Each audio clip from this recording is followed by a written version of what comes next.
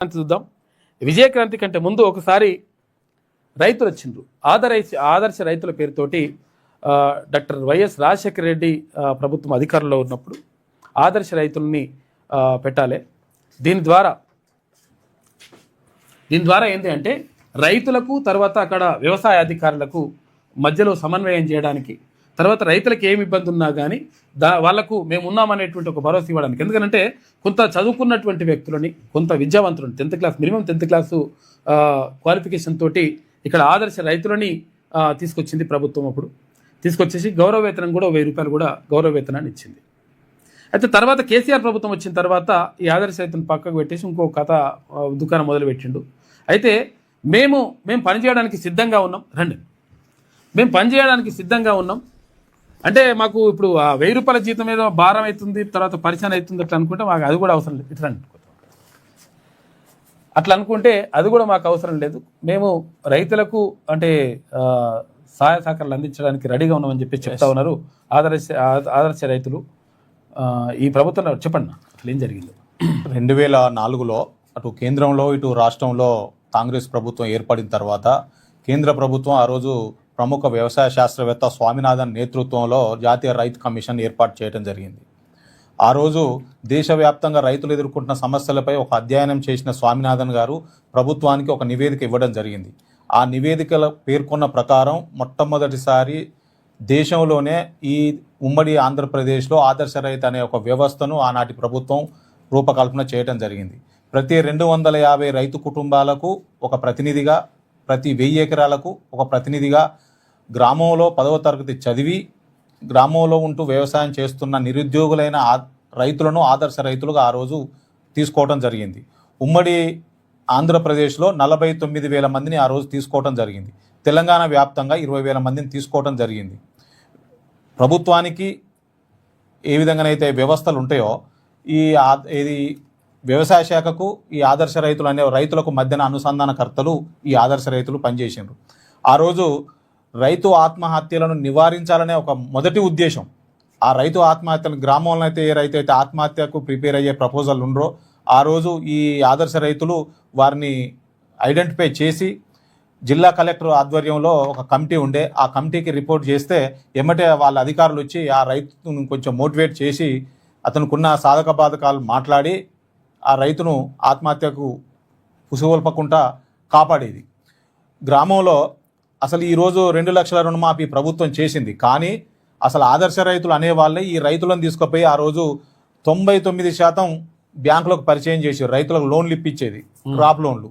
గ్రామంలో ఏదైనా విద్యుత్ ట్రాన్స్ఫారం కాలిపోతే సంబంధిత అధికారులకు ఎమ్మటే ఫోన్ చేసి ఆ ట్రాన్స్ఫారాన్ని రిపేర్ చేసి తీసుకొచ్చి రైతులకు వినియోగంలోకి తెచ్చేది ఈ వ్యవస్థ ఉన్నప్పుడు. ఆ రోజున్న రైతు చైతన్య యాత్రలు కావచ్చు, లేదంటే ప్రజాపదం ఇలాంటి ప్రోగ్రాంలో కూడా ఈ వ్యవస్థ ఈ ఆదర్శ రైతులు చాలా ఉధృతంగా పాల్గొన్నారు. ప్రతి ఆదర్శ రైతు ప్రతి సీజన్కు 100 మట్టి షాంపిల్ తీసేది. మట్టి షాంపిల్ తీసి అది పరీక్షకు పంపి ఆ భూమిలో ఏ పంట అయితే పంతది ఆ పంట వేసుకునే విధంగా ఆ రైతును మోటివేట్ చేసేది ఆదర్శ రైతులు ఉన్నప్పుడు. కనీసం ఆ వ్యవస్థ పోయిన తర్వాత ఇప్పటి వరకు అసలు మట్టి పరీక్షలు అనేది ఈ ప్రభుత్వాలు మర్చిపోయినాయి. ఈ విధంగా పనిచేసిన మాకు ఆ రోజు ఇచ్చేది 1000 రూపాయలు గౌరవ వేతనం ఇచ్చేది ప్రభుత్వం, అది కూడా 3 నెలలకు 4 నెలలకు ఒకసారి. మేము ఏ రోజు కూడా మాకు వేతనాలు కావాలా లేదా మమ్మల్ని పర్మనెంట్ చేయమని కాదు మా ఉద్దేశం. రైతులకు మేము సేవ చేస్తున్నామనే తృప్తితోనే ఉన్నాం. 2014లో కేసీఆర్ గారు ముఖ్యమంత్రి అయిన తర్వాత ఈ ఆదర్శ రైతులంతా కాంగ్రెస్ కార్యకర్తలనే ఏకైక నేపంతో వీళ్ళందరినీ మాకుమ్మడిగా తొలగించడం జరిగింది. తర్వాత వారు ఈ వ్యవస్థ స్థానంలో రైతు సమన్వయ సమితి అనే మరొక వ్యవస్థను వారు సృష్టించి అధ్యక్షునిగా అప్పుడు పల్లరాజేశ్వర రైతు బంధు రాష్ట్ర అధ్యక్షునిగా ఈ విధంగా చేసిన తర్వాత వాళ్ళు ఎక్కడ కూడా పనిచేసింది లేదు. తర్వాత మొన్న పిసిసి అధ్యక్షులు రేవంత్ రెడ్డి గారు అయిన తర్వాత కాంగ్రెస్ పార్టీ మేనిఫెస్టోలో తిరిగి మాకు హామీ ఇవ్వడం జరిగింది. ప్రభుత్వం కనుక వస్తే మళ్ళీ తిరిగి ఆదర్శ రైతు వ్యవస్థను పునరుద్ధరిస్తామని ఆ రోజు మేనిఫెస్టో రూపంగా హామీ కూడా ఇవ్వడం జరిగింది. తర్వాత ప్రభుత్వం వచ్చిన తర్వాత సీనియర్ నాయకులు కోదండ రెడ్డి గారి నేతృత్వంలో రైతు సంక్షేమ కమిషన్ ఏర్పడిన తర్వాత వారి మొట్టమొదటి సమావేశంలోనే తిరిగి ఆదర్శ రైతు వ్యవస్థను పునరుద్ధరించాలని చెప్పి ప్రభుత్వానికి సిఫారసు కూడా చేయడం జరిగింది. దాదాపు 2.5 సంవత్సరాలు కావస్తుంది ఈ ప్రభుత్వం వచ్చి కూడా. మేము ఏం చెప్తున్నంటే మాకేదో వేతనాలు కావాలని, మా ఉద్యోగాలు పర్మనెంట్ చేయాలనే ఉద్దేశం మాది కాదు. మేము స్వచ్ఛందంగా ఒక వాలంటీర్గా ఈ ప్రభుత్వంలో పనిచేస్తాం, రైతుల సేవలో ఉంటాం. మేము వేతనాలు కోరట్లేదు, లేదంటే ఇంకోటి కాదు. ఈరోజు ప్రభుత్వం కొంతమంది వాలంటీర్లను తీసుకొని డిజిటల్ సర్వే చేస్తుంది. ఒక సర్వే నెంబర్కు ₹7 చొప్పున వారికి చెల్లించి డిజిటల్ సర్వే చేస్తుంది. మేమేం చెప్పినామంటే అసలు ఆ సర్వే మాకు అప్పచెప్పండి, ఒక 20 రోజుల్లో మీకు ఫ్రీగా చేసిస్తాం సర్వే, ఓకే అసలు మాకు అమౌంట్ కూడా అవసరం లేదని చెప్పినాం. గతంలో మేము పనిచేసినప్పుడు మాకు ఒక రిజిస్టర్ మెయింటైన్ చేసేది. అసలు విలేజ్లో కౌలు రైతులు ఎంతమంది ఉన్నారు, వారు ఎంత విస్తీర్ణంలో ఏమేమి పంటలు వేస్తారు, ఈ రైతులు మాకు కేటాయించిన 250 మంది రైతు కుటుంబాలు ఏమేమి పంటలు ఎంత విస్తీర్ణంలో వేసినది ప్రతి ఒక్క రిజిస్టర్ నమోదు చేసేది.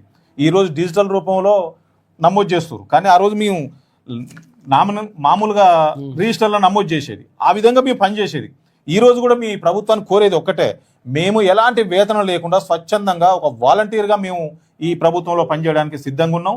కాబట్టి మమ్మల్ని ఇమ్మీడియట్లీ తీసుకోవాలి, మా సేవలు ఈ ప్రభుత్వం వినియోగించుకోవాలని మీ ద్వారా ఈ ప్రభుత్వాన్ని వేడుకుంటున్నాం. అది ఆదర్శ రైతులు కోరుకుంటున్నట్టు ఏంటంటే మాకు జీతం మీద ఏం అవసరం లేదు, మీ మీద ప్రభుత్వం మీద భారం పడాల్సిన అవసరం కూడా లేదు. జస్ట్ అంటే ఆదర్శ రైతు అయినటువంటి ఒక గౌరవంతో పనిచేస్తాం. తర్వాత ఇంకొకటి ఏంటంటే ఎవరైతే నిరక్షరాస్యులైనటువంటి రైతులు ఉంటారో, ఎవరైతే మొత్తం వ్యవసాయ అధికారులతోటి సత్సంబంధాలు కలిగి ఉండకుండా పాపం వాళ్ళు బాధపడుతూ ఉంటారో అటువంటి వాళ్ళకు మేము సేవ చేసేటువంటి అవకాశం కల్పించండి అని చెప్పేసి అడుగుతా ఉన్నారు. కాబట్టి ప్రభుత్వం కూడా దగ్గర కూడా ప్రతిపాదన ఉన్నది. తర్వాత మీరు మేనిఫెస్టోలో కూడా పెట్టిండ్రు, కాంగ్రెస్ పార్టీ మేనిఫెస్టోలో. ఈ మేనిఫెస్టోలో పెట్టినటువంటి అంశం ఇంతకుముందు గతంలో ఒకసారి ఏది సర్వే చేసింది, అంటే దీనిపైన అధ్యయనం చేసినటువంటి ఏది అగ్రికల్చర్ యూనివర్సిటీ అధ్యయనం చేసి కూడా ఆ అధ్యయనం రిపోర్ట్లో 2020లో రిపోర్ట్ ఇచ్చినట్టుంది. ఆ రిపోర్ట్లో కూడా క్లియర్గా ఆదర్శ రైతు వ్యవస్థ అనేటువంటిది మంచిగా ఉంటుంది, ఇది రైతులకు ఉపయోగపడుతుంది, తర్వాత వ్యవసాయ అధికారులకు రైతులకు మధ్య సమన్వయం చేసేటువంటి అవకాశం ఉంటుంది, కాబట్టి మంచిగా ఉంటుందని చెప్పింది. కాబట్టి ప్రభుత్వం కూడా దీనిపై ఆలోచించి 100% ఆదర్శ రైతులని మరొకసారి తీసుకుంటే మంచిగా ఉంటుంది. ఒక ఇంటర్నేషనల్ సంస్థ అదే ఇంటర్నేషనల్ సంస్థ ఈ సర్వే చేసింది.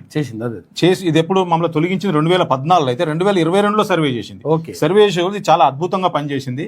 ఆంధ్రప్రదేశ్ లో కంటే ఉపయోగపడ్డది. తెలంగాణలో చాలా బాగా పనిచేసింది. రైతులు మొత్తం సర్వే చేస్తే కూడా మాకు చాలా బాగుపడ్డదని వాళ్ళు ఇచ్చిన రిపోర్ట్ ఇది. ఓకే, అది యూనివర్సిటీ అధికారులు చేసిందే. అవును, మమ్మల్ని తొలగించినాక 7 సంవత్సరాల తర్వాత. అవును, ఇప్పుడు కూడా మేము కోరుకునేది ఏంటి అంటే మేము స్వచ్ఛందంగా పనిచేయడానికి సిద్ధంగా ఉన్నాం, మమ్మల్ని వినియోగించుకోమని చెప్తున్నాం. మేము వేతనాల కోసమో లేదు అంటే మా జీతాలు పెంచమనో మమ్మల్ని పర్మనెంట్ చేయమనో కాదు, మేము స్వచ్ఛందంగా వాలంటీర్గా పనిచేస్తామనే ఈ రోజు ప్రభుత్వాన్ని కోరుతున్నాం మేము. ఓకే, థ్యాంక్ యూ అన్న. తప్పకుండా అది చేయాలని చూద్దాం. ఎందుకంటే ప్రభుత్వం కూడా ఆలోచించాలి. ఎందుకంటే విషయం ఏంటంటే మీరు మేనిఫెస్టోలో కూడా పెట్టిన తర్వాత ఇంకోటి ఏంటంటే దీనివల్ల నష్టం లేదు కదా, అవును, రూపాయి భారం పడేది లేదు, తర్వాత రైతులకు కూడా మంచి జరుగుతుంది. ఇప్పుడు అయినప్పుడు పెట్టుకుంటే తప్పేముంటుంది, ఒకరికి ఒక గౌరవం ఇచ్చినట్టు అవుతుంది.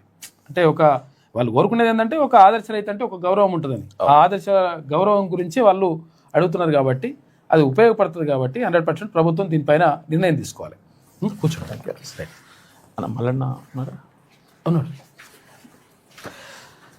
అది ఆదర్శ రైతులకు సంబంధించినటువంటి అంశం. అయితే ఇక్కడ నిన్న